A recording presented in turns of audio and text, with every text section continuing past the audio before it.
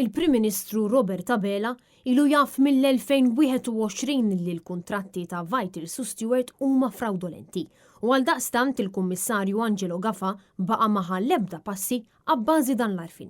Dan kompla joħroġ fil-programm Opinjoni fejn ġiet diskuss għall-klima politika f'pajjiżna fid-daw tal-iżviluppi brabta mal-inkjesta Vitals.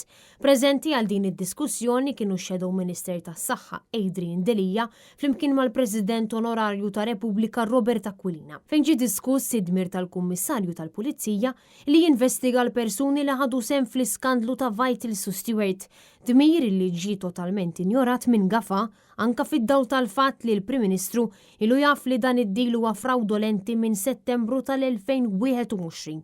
Robert Aquilina jispjega li diġà mkonferma li dan id-dil huwa wieħed fraudolenti bis-saħħa tal-kawża ta' Adrian Delija sabiex jiġi ddikjarat null id-dil tal-isptarijiet. U minkejja dan Gafa xorta jażel li jinjora dan kollu. Kien spjegat ukoll kif Joseph Muscat u Robert Abela qed jippruvaw ibellaw storja lil poplu Malti Wawċi li ma tagħmilx sens, fejn saħansitra qed jippruvaw jgħidu li seħħet serqa bla ma kien hemm ħallil.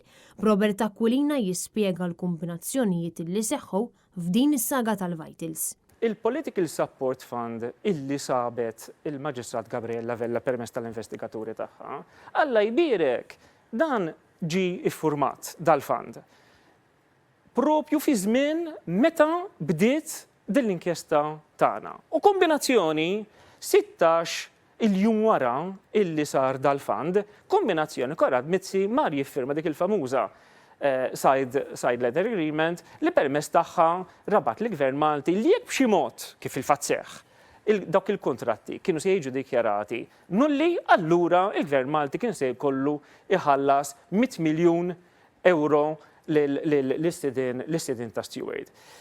Hemm kombinazzjonijiet. Ix-Shadow Minister Adrian Delija spjega wkoll kif il-kollużjoni bejn Vital Su Stewart u l-ogħla esponenti tal-Gvern ma ġraġ darba biss.